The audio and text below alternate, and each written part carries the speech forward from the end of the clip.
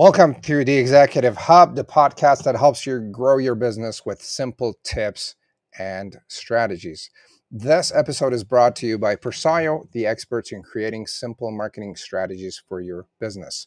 Many business owners struggle with scattered marketing efforts that don't bring results. Persyo helps you create a clear and effective marketing strategy to attract more leads and customers without the guesswork. To create your simple marketing strategy, visit persyo.com/strategy. Now, I have an amazing guest today. My guest today is Daniel Marcos, and we are talking about how to scale your company faster with less drama. Welcome, Daniel. How are you, Mustafa? Thanks for the invitation. Fantastic. Great to have you. And let me do the proper introduction for Daniel. And we're going to dive into a very interesting conversation. And you will see why. So stick around, send the link to your friends as we're getting started for this. Daniel Marcos is the co-founder and CEO of Growth Institute, the leading online education company for C-level executives at fast-growing firms. He is a keynote speaker and a CEO coach with a mission to help 1 million entrepreneurs scale their impact and reduce drama in the process. In less than a decade, Growth Institute has been recognized 4 times amongst the Inc. 5,000 fastest growing companies in the US, with over 70,000 members across 70 countries.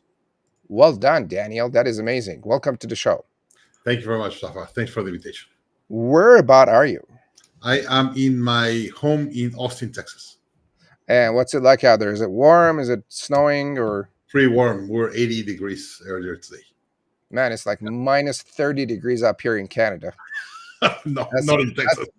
Minus 30 Celsius. I don't know. It's probably minus 30 Fahrenheit too. It's pretty cold. I lived in Toronto. I know what the weather is there. Yeah. I prefer Texas.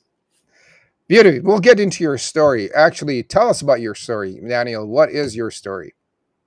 So I was born in Monterrey, Mexico. It's in the north, close to Texas. But then I grew up in Mexico City. My father worked for the Mexican government many, many years. So we had to live in Mexico City. That's where all the government is. And very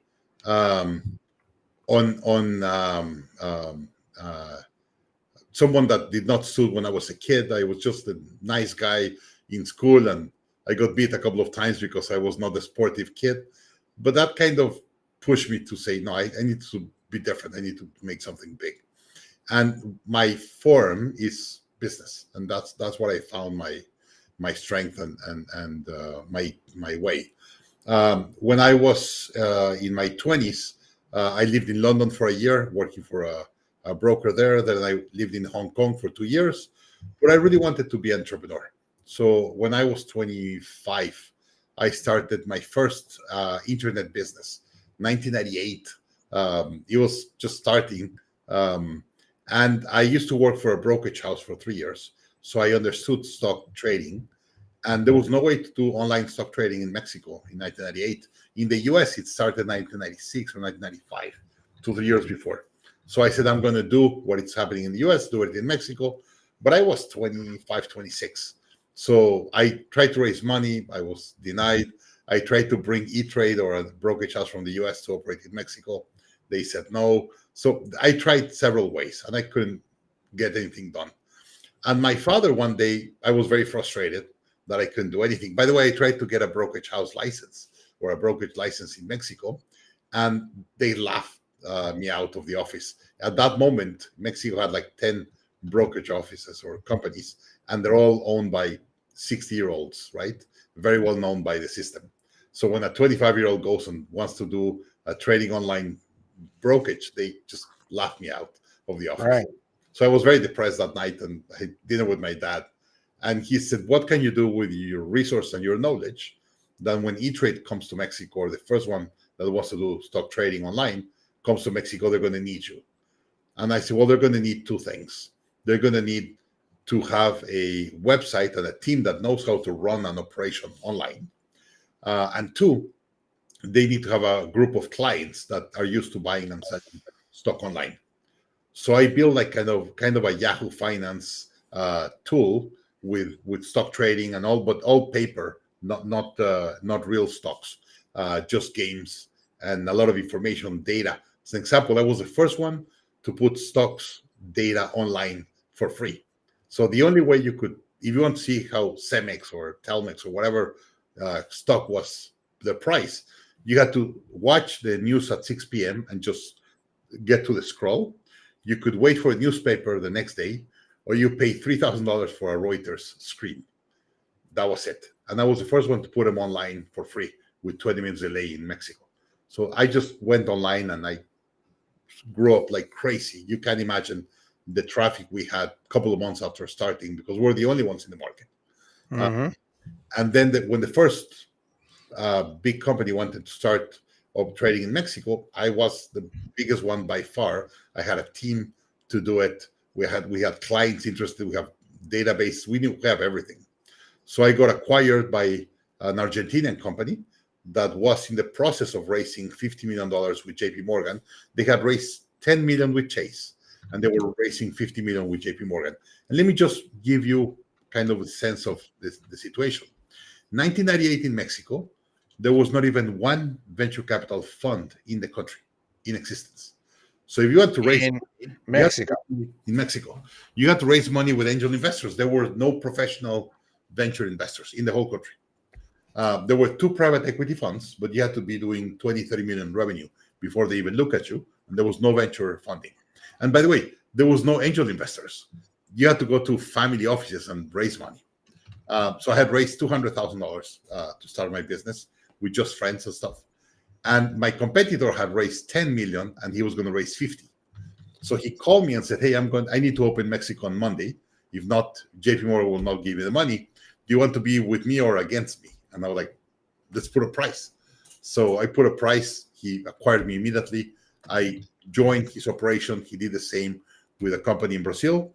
And just to give you an idea, at that moment, when we put the 3 companies together, we had 100 employees and we're probably doing 4 or 5 million in revenue with 100 employees. We're very, very small. We value the company at 100 million, raised 53 million with JP Morgan, Goldman Sachs, and the rest. And we just off to the races when we start growing like crazy. We're the only ones that had that much money. We're the only ones doing trading online. And we started growing really, really fast. And a year later, we sold the company with 1,200 employees. We went from 100 employees to 1,200 in a year. And we sold the company for almost $800 million to Banco Santander. Yeah, it was we were by far the biggest tech company in Latin America. We were bigger than Mercado Libre, and Mercado Libre today is worth like 100 billion. We were bigger than them in 1999, 2000. So wow, it was a big thing. And after that, I drank my Kool-Aid. I thought I was. So this was a This was 1999. no. Keep going. So we sold the company and gave it to Santander. So we sold the company to Santander in April 2000, and so when Santander acquired us, there were 13 key employees. I was one of the 13, and we had to sign a contract of minimum 2 years with Santander. So we were acquired in April 2000, and I had to work until April 2002. The day my contract ended, I left. It was painful enough to work for them for 2 years. But I was 29. Wow. So the day I left Santander after we sold it and everything 2 years later, I was 29.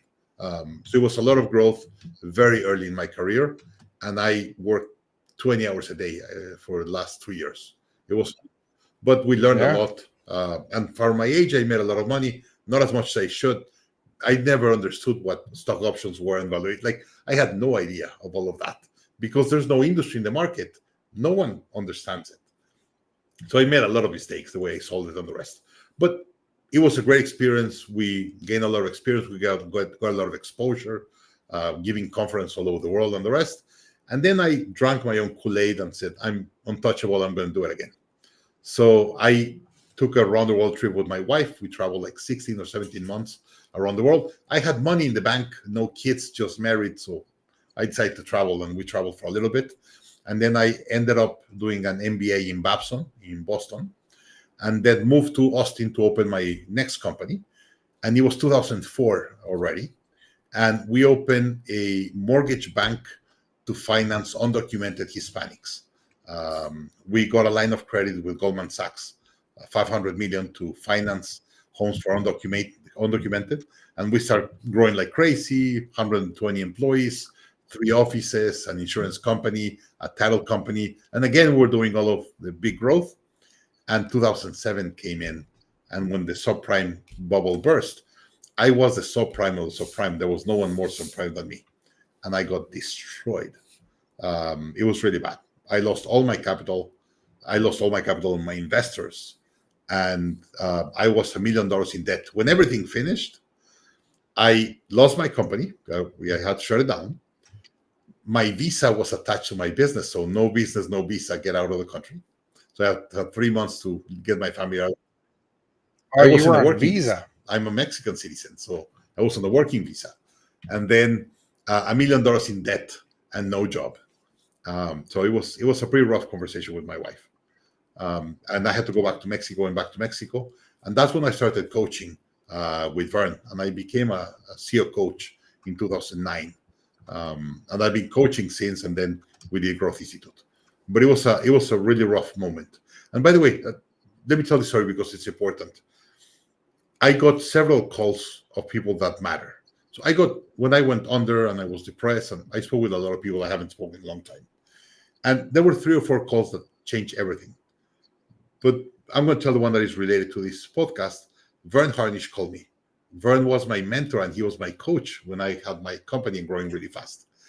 And Vern called me and said, "Hey, I've heard that you're depressed and you had a really bad bankruptcy." And I was like, I cried on the phone, and it was a bad moment. And the guy said, "So what are you going to do next?" And I said, "I'm going to go back to Mexico to get a job.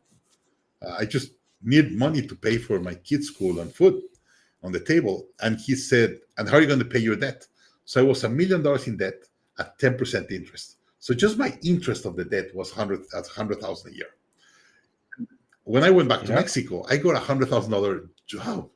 So I couldn't even pay for the interest. So Vern said, how are you going to pay the interest? And I said, "I have no idea, but I don't care. My first priority is having food on the table for my kids." And Vern said, "Why don't you coach other companies? And with that, you pay your interest." So I was working Monday to Friday in a full-time job. And then the weekends, I was coaching companies and at nights. And the idea with all the money that I made from coaching, I was going to pay interest of the loan that I had. And that's what I did. And I started 16 years ago to coach. Love it. Love it. Love it. So great story. You've been through a lot. Yes.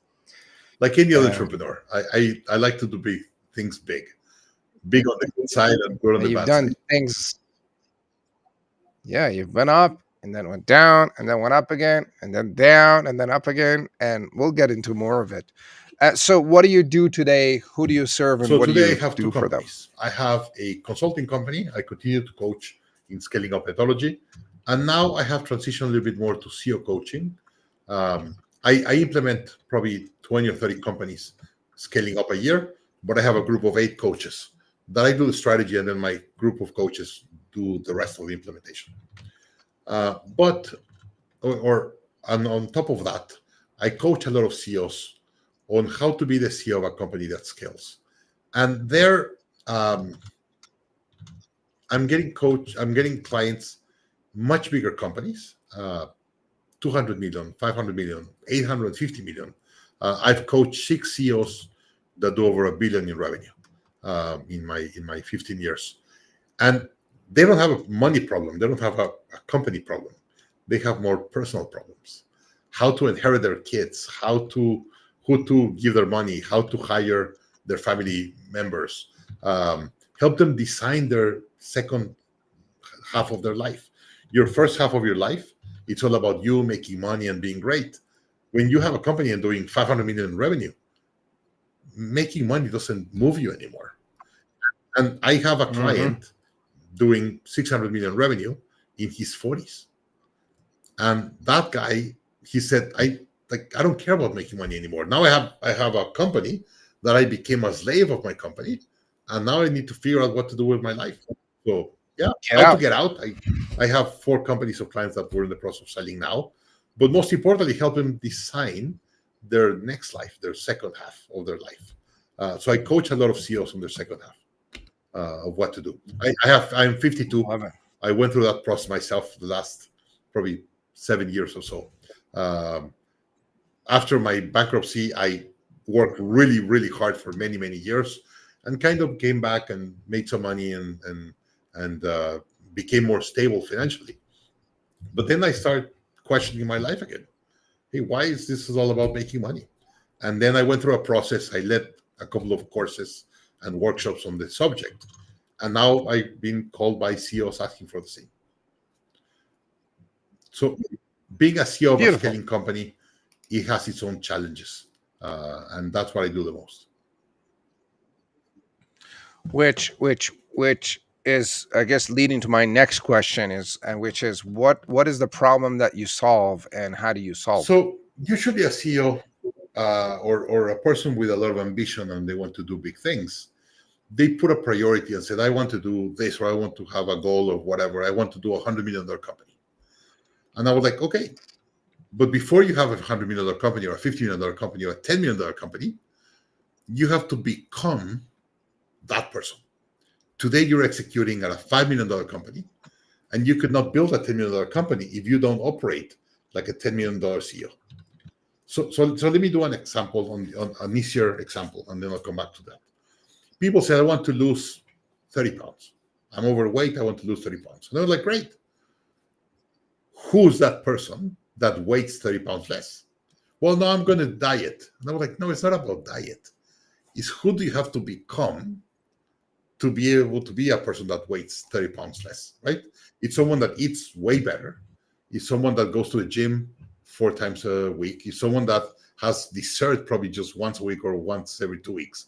It's someone that doesn't drink Coke in every lunch. Like, who do you have to become to do that? I in social media in Latin America, I have a lot of followers. In Spanish, I'm very unique. And I get all these kids that come to me in a conference and like, I want to be famous. And I was like, famous for what? And they say, well, I just want to be in social media and have a lot of followers. And I was like, but you have to do something first before people follow you, right? What are you going to do? How are you going to give value to the world? And they, well, I just want to be famous. And I was like, no, that doesn't happen. Like, you have to do something before. Same thing happens when you want to lose weight. Same thing happens when you want to be a CEO. So what I help them define and understand is who they have to become, what kind of tools, what kind of mindset they need to have to be that CEO. And then that changes everything. That changes the full mindset. And if you change your mindset and your tools and your way of thinking, or build a team that will do that, it will help you accomplish the objective. And that's what I do. Love it. So I guess my follow-up question to that is, how do you help them become the person? Let's say they're earning $1 million right now and they want 100 million. What is the in-between process to help them become the $100 million person or a As $1 an billion example, person? you What does that first have to involve? decide what they're going to stop doing. Before you do new things, you have to decide what they're going to stop doing. And if you don't have that list and that clarity, you will never be able to build something new or build or put something new things. So I walk them through what you do in your day and how's your schedule and how's your meetings. As an example, I have one of the tools that I use. I say, okay, how much money you made last year? This amount. How many hours you worked? This amount. So you made, and I'm inventing, $200 the hour of work. If you want to do $400 the hour, what can you delegate? And how remove things? I'll give you an idea. I have 3 assistants today. I have a team we call the CEO team or Daniel's team. And I have 3 team members just in my run. One The in my CEO CEO team. team, right? So I have one assistant that she's in charge of agenda, email, buying plane tickets, hotels, all of that. So when a client said, hey, Daniel, I want you to come and do coaching or lead a session with my team, they send an email, say, great, Mayra, take care of it. And Mayra buys the plane tickets, gets a hotel, builds the agenda, all of that. I probably get 300-400 emails a day. I usually respond probably 10 a day All the rest of my emails are responded by Mayra. Um, uh, I have all my social media. I get a lot of people looking through me in social media. I have someone that posts for me in social media, responds, and do all of that. Uh, I have probably 1,000,005 followers, so I get a lot of requests. Hey, I want you to come and give a conference. I want you to give me consulting. I want you to do this, whatever. And I have a person that is in charge of that, gets phone calls, gives proposals to clients, all of that. So she's in charge of social media and selling my consulting. And then I have another one for all the legal and financial things, like how much time you spend doing tax returns, how much time. In my case, I'm still on a green card. All my process of visas every year and getting all the paperwork and getting the meetings with the embassy and all that, it takes a lot of hours. So I have someone that is my right hand in everything that is legal and finance. And the three of them, they do 80% of the things that I have to do. My time is with clients. Nice. So people, you can imagine how many people don't even understand that I have 3 or 4 people reading my email every day. And they're like, how can you delegate your email? And I was like, how can you not? If you're responding email, how many hours are you spend responding email? Yeah. So I have team members responding everything and really take care of a lot of things. So every year I do a list of what I need to delegate and I start removing things. If and not, you keep adding to the list. Yeah. And first I remove, and then I say, okay, great. If I'm going to invent, last year I did $400 the hour. If I want to do $700 the hour, $600 the hour, what do I need to do to generate more per hour? And it's doing more efficient ways. Mm-hmm. Focus on things that are making more money, I guess. Yeah. Instead of responding to your email or social media, this and that. So as an example, my last call, there's a very, very successful entrepreneur in Mexico. He's 32, 33, and he does like 250 million a year. And he's a brilliant guy that I'm coaching, like just brilliant. And he was looking in the US into some investments and stuff like that. And he comes to the calls and said, hey, I got an invitation to do this investment. What do you think? And we spent an hour just looking into financials and legal terms and researching the people, just helping him take those kind of decisions. Usually those decisions, you're on your own at 10 o'clock at night and just on your own taking decisions, very lonely. I help my CEOs take those decisions and really look for those opportunities. When's the right time to sell your company? What's the right valuation? How to select the right investment banker? Those are things that usually you need another CEO to be able to help you look at those things. Yeah. I always say when you're working with a coach, that outside eye is something you don't have because you're in your own picture. Like I always bring the soccer coach example where when you're shooting, you can't see how you're shooting. But someone from outside could be like, dude, you're like 20 degrees off. I want you to move your leg here. Yep. Same thing with business coach or, other coaches. Where it's like, they can't see, but like, dude, you're making a dumb move here. You got to do this, or this is how you should think about it. So there's another scaling up coach that the guy was pretty overweight. And one day I saw him and he had lost like 40 pounds. And I was like, what happened? What did he do? And he said, I follow the formula that I teach my clients. I hired a nutritionist. I went every week. She put me on an agenda or what do I need to eat? She gave me a list of things to buy. And I just follow what she told me. And I lost 40 pounds. Same thing happens with being a coach. You have to have the guidance with a coach and then the deliberate practice to execute it with discipline. Say that one more time. You need the deliberate practice to execute what the coach told you with discipline. So I could give you the most efficient gym routine. Mm-hmm. But if you don't go to a gym every day, you're never going to get strong. Right? Exactly. Yeah, if you don't put action to it. Yeah, the coach needs to give you the discipline, give you the routine, but then you need to have the discipline. And the one thing that the coach, after giving you the routine, that, by the way, the routine is cheap. It's easy to do. Yeah. The best coaches help you change your habits and convince you of changing your habits so you could execute it with discipline. Habits. Love it. Best coaches help you Change your habits. So if you go to ChatGPT and say, I want to scale my company, what do I do? It's going to tell you most likely what I tell you. The formula is the same. Yeah. That doesn't change. Convincing you to follow it is very different. And where do you start? It's going to give you 12 things. You have to get in the mind of your Oh, coach. yeah. You have to Yeah. have Oh, yeah. this conversation. And Mustafa, you know, you've been a coach for many years. There's some, like, my success is be able to just get through with the CEO and help him have a conversation with himself for Right. him to say, yes, this is what I want, and this is how I'm going to do it. That's the difference. The cheap coaches just repeat what the book says. Scaling up. When you and I talk about this book, it's a Bible. Yeah, It's I just, have it. I have it here too. it's the cookbook of how to scale a company. It's amazing. Love it. I love it. You could buy the book for $20. Yeah. I sell you the consulting for $250,000. The same thing. It's exactly the same.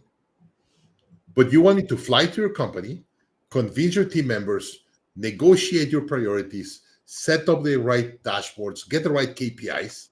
That costs $250,000. It's the same content, it's a different experience.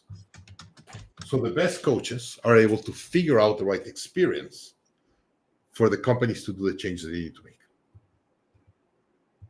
Love it. So I know there are a lot of coaching companies out there, people that are consulting and coaching. What makes your company different compared to the rest of the pack?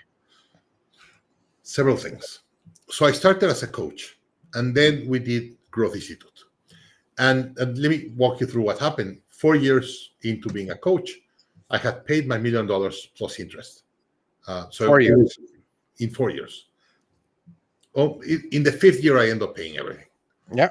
But I was very efficient. I was able to save or pay off $200,000 average plus interest a year, plus living a decent life now that I was paying for myself. So very good.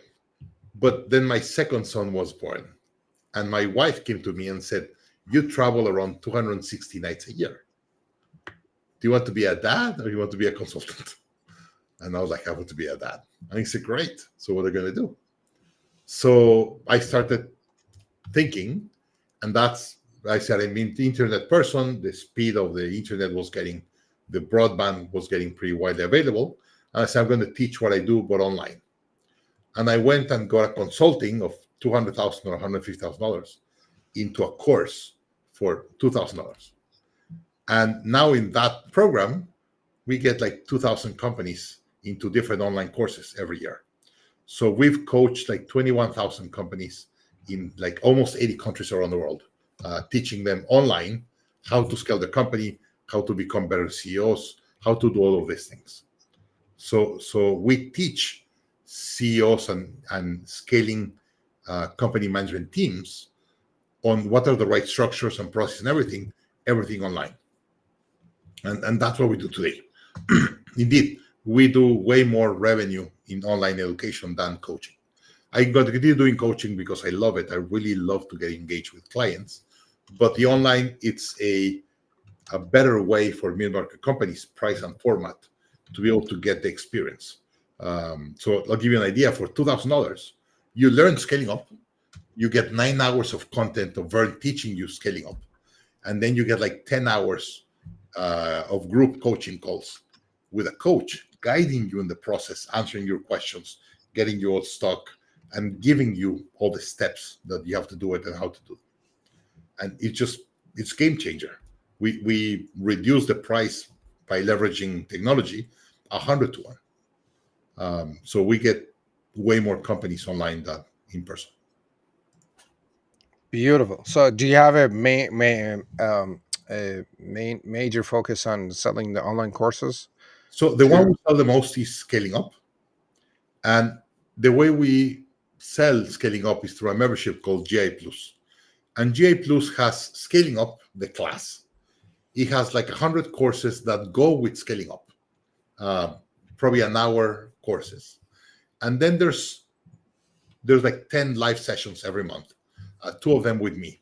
And I coach just the CEO. And if you want to hire me for coaching, it's very expensive. I said, hey, just come to the program. It's going to be $3,000 a year for scaling up and the coaching costs and everything. And you have like 30 hours with me to ask me questions. And I have 500, 600 CEOs in a call. And we have conversations of CEOs. And people said, hey, Daniel, I learned more from the questions that another CEO made once I make. Because whenever they're talking about something, I was like, I never thought I had that problem. Yeah. Having that problem, but I didn't realize I had the problem. Yeah. And they see how the other CEO resolved it. And that's huge for them to understand. So they see their business in a different way. And I help them go through a process that they understand their peak spending, what's going to be their year they're going to spend the most, and how much they're going to spend, how much they have to sell their company to be able to get to the freedom point, how to invest wisely, how to hire the right team, all these complicated things that you have to do as a CEO, but we do it in a community base and works like a charm.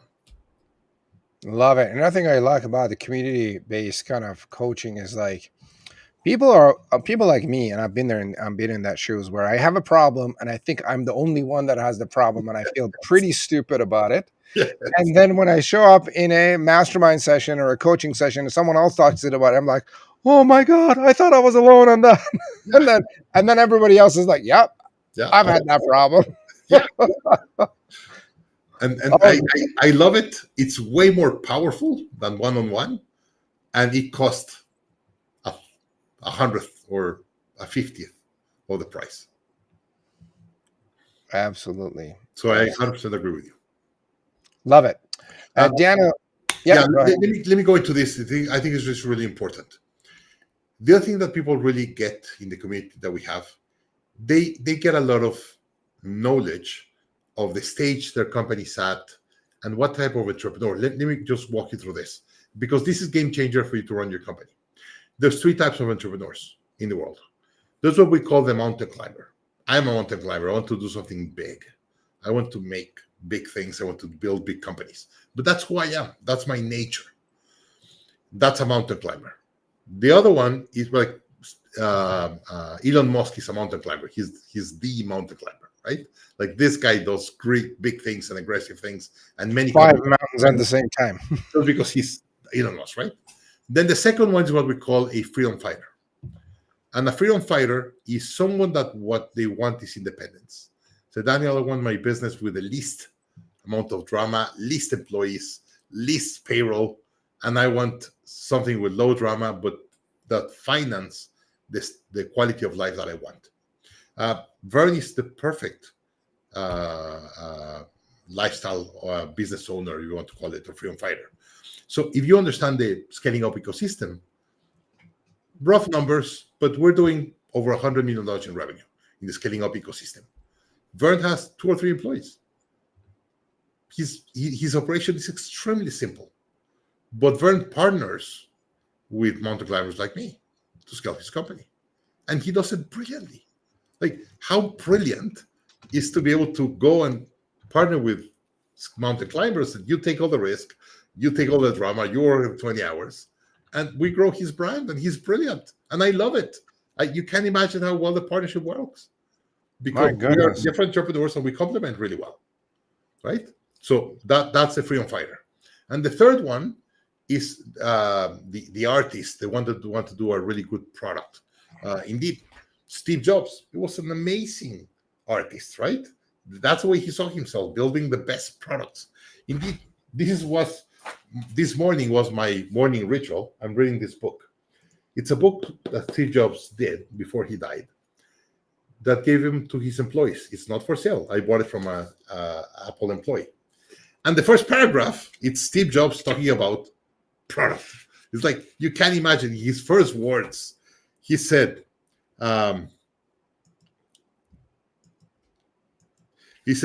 there's lots of ways to be a person, and some people express their deep appreciation in different ways. But one of the ways that I believe people express their appreciation to the rest of the humanity is to make something wonderful and put it out there. That's the first paragraph that's who he was. He wanted to do the best products in the world and people will fight to buy his products. So that's one of the ways that in the community of J Plus, they learn what type of entrepreneur they are, how much money they need to retire, what stage is their company at. And all of this help them design their business and life in a completely different way. Wow. Love it. Love it. Daniel, give us some of the milestones that you guys have achieved along the way at Growth Institute. So in Growth Institute, we've trained like 21,000 companies in the last 12 years. 76 countries, I think we've have clients. And today we're probably 1,500, 2,000 companies every year that they're going through a 3-month program at least. And it's been crazy. As an example, the other day, like 2 years ago, we got an email from someone from Iran saying, "Hey, I'm trying to get my credit card. It doesn't go through your system." So I was like, "Of course not. There's no U.S. system that will allow a credit card from Iran." That's right. So it was very difficult to charge. They had to pay a supplier in Canada, and the supplier in Canada paid us. Those are the things that you just don't think about until you're in the moment. And we have clients in the weirdest countries that they hear about scaling up. They see a video in YouTube about scaling up. There's no way to get the book. And the only way to get the knowledge is taking the online course. And like Vern, we have courses with Peter Diamandis, Mike Michalowicz, Salim Ismail, Marshall Goldsmith. We have 150 thought leaders in the platform. So the biggest fans of all these thought leaders all around the world, they have to come and learn with us.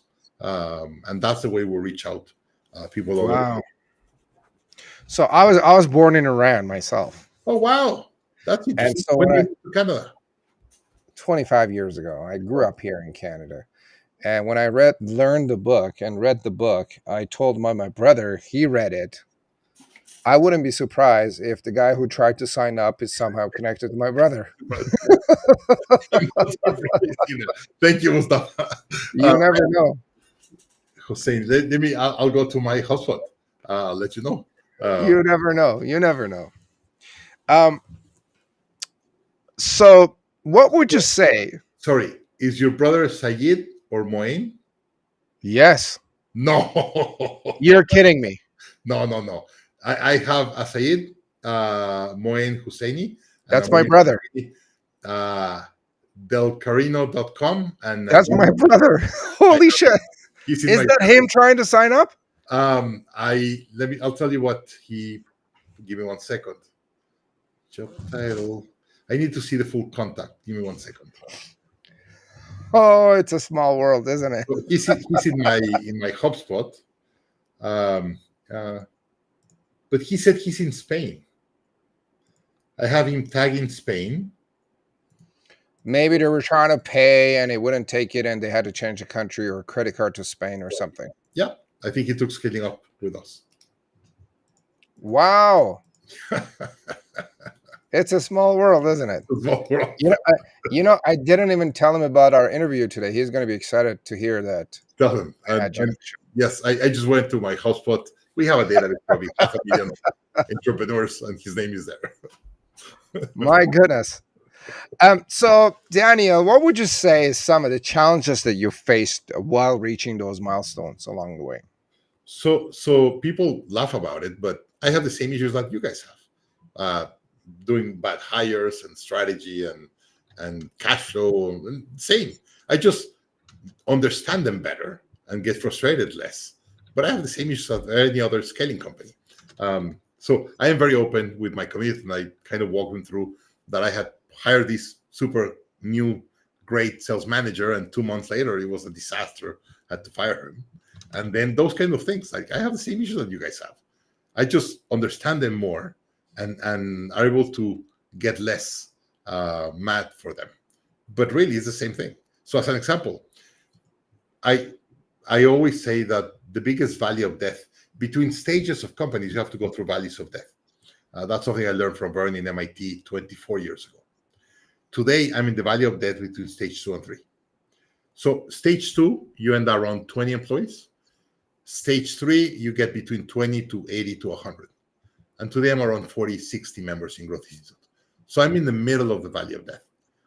And in the valley of death, you have all this drama, and I'm going through it. And my client's like, but you teach it. And I was like, yeah, but I have to redo my management team. So the management team that took me to whatever revenue that I had before, that management team did not have the capacity to take me to the next level.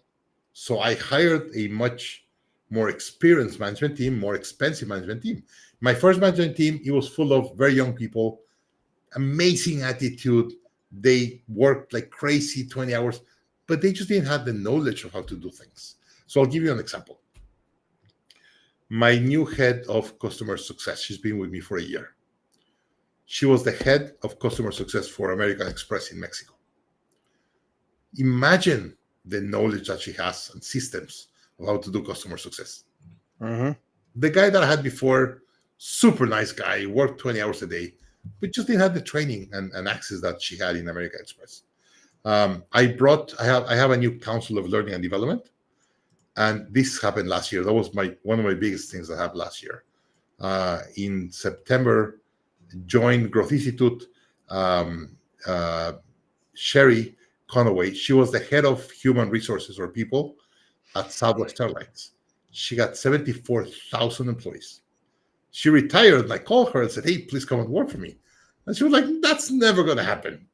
I used to work for a company for 30 years. She was the managing director at the end for 30 years at Southwest. So I'm never going to work for a company with 40 employees. And I was like, I'll build the job of your dream. And I told her, hey, all your knowledge that you build is going to go to waste if you don't implement it.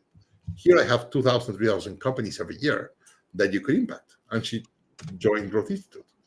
So way more expensive management team, but they just know how to do things in a completely different way. So that was my biggest problem last year. I changed more than 50% of my management team in a year. And you have to imagine all the drama of a new team and learning how to work with each other and changing systems and processes and tools and all the other stuff. So Love it. And what's holding your business back right now? my time. Even though I release a lot of things, I still by far my biggest concern. I designed most of my Spanish business, me being the center of everything, and that's biting me to grow my English market. So we all have issues. We remember the 4 decisions of scaling up. You're always having trouble with one of the decisions. My decision today is execution. The systems that I had for execution that took me to stage 2 will not take me to stage 3. I have to change all my systems of my execution, and that's where I am today. Are you mostly focused on the Spanish market? So we have around 40% of our income is in Spanish, 60% in English. But because of my knowledge, and I said a little at the beginning, I am very unique in Spanish. There's very few people with my experience teaching how to scale companies in Spanish. So I am very well known and very unique. In English, there's hundreds like me around the world. So because of who I am and my experience in Spanish, I am very unique, and I have a lot of clients in Spanish all over the world. So in number of clients, I have way more in Spanish, but in revenue, it's probably 60-40, English to Spanish. Interesting. And you said that you have a massive podcast and massive following in the Spanish world. Yeah, I have like 1.5 million followers in Spanish in my social media. Wow. And I've had 2-3 podcasts that done over 1 million views per podcast in Spanish. Wow.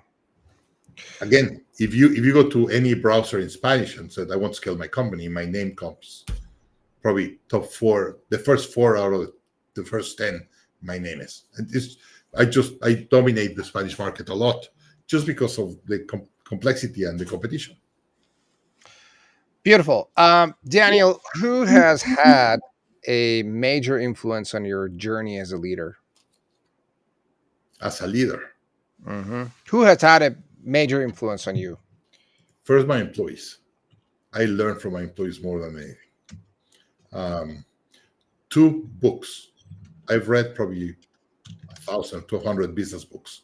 Um, Scaling Up, Vern has been super instrumental. Vern is the one that teach me how to be a CEO. I had no I had no idea what it was to be a CEO, and Vern helped me understand the mindset, the tools, and the kind of wrapping to be a CEO of a scaling company. Liz Wiseman, her book Multipliers, brilliant. Stegen in Dallas, it's a leadership program in Dallas, brilliant. And then my peers, I've been a member of EO for 24 years, I've been a member of YPO for 7, and my forum has been instrumental in my leadership and growth. Love it. Give me two of your favorite books of all time.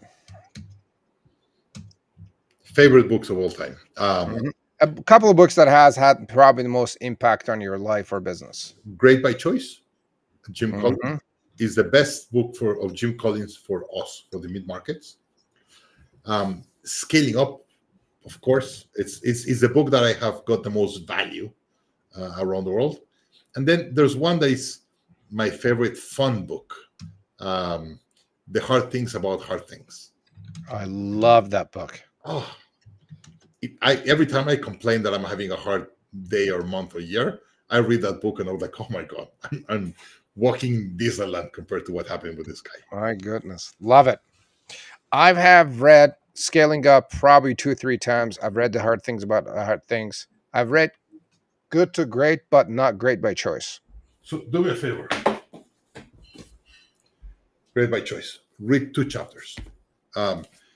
The chapter that I helped the most implement is the 20-mile march, chapter 3.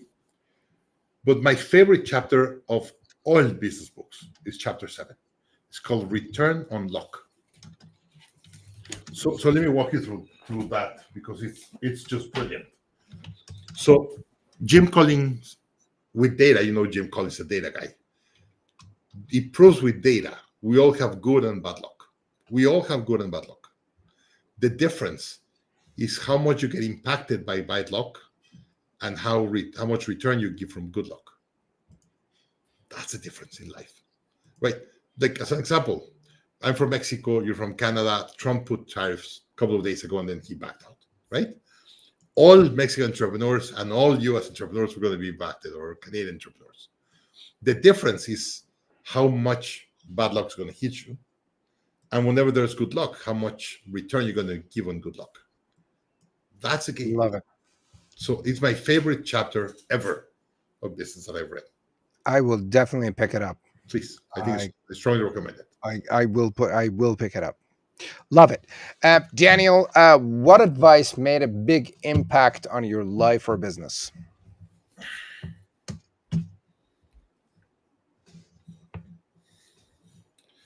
So when I went under and lost all my money and everything, I got a letter from my parents.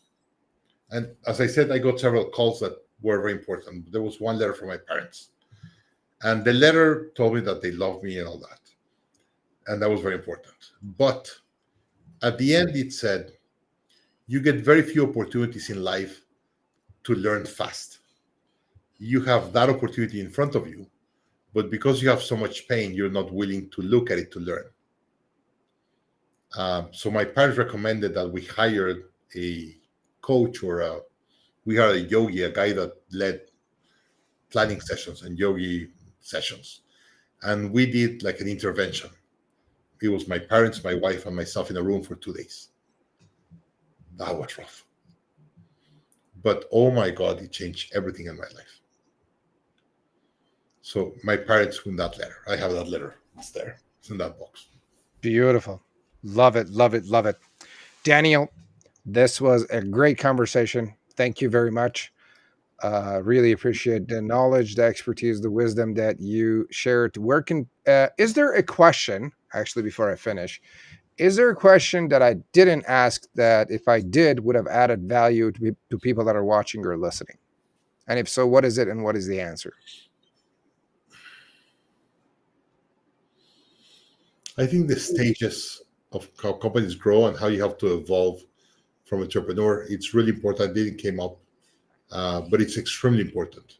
How you have to evolve from entrepreneur to leader of leaders, to CEO. And we talk a little bit about it. Uh, that I help companies do it, but really understanding what you have to do in each of the stages and why, it's really important. So Where stage can we learn more about that? there's several videos of me online talking about it. Um, we have a course in Growth Institute talking about it, part of J Plus. But just please understand, like, if you see a kid, they're a baby, kid, adolescent, adult, and then old people. The education, the food, everything changes in the process.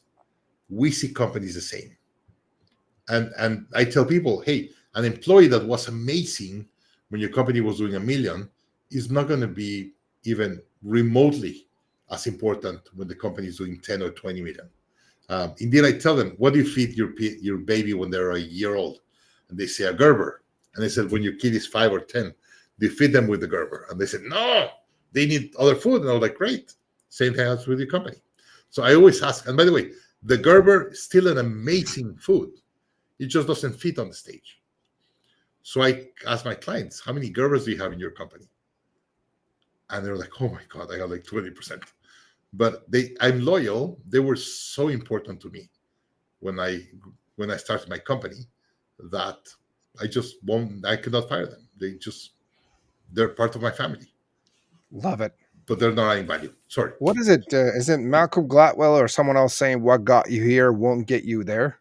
That's Marshall Goldsmith. Yes. Yeah. Yeah. Yeah, Yeah. he's a faculty with us. We have a course precisely on that in Growth Institute. Love it. It's very Love it. important. Yeah, very, very. Very, very. Yeah. I mean, if you, yeah.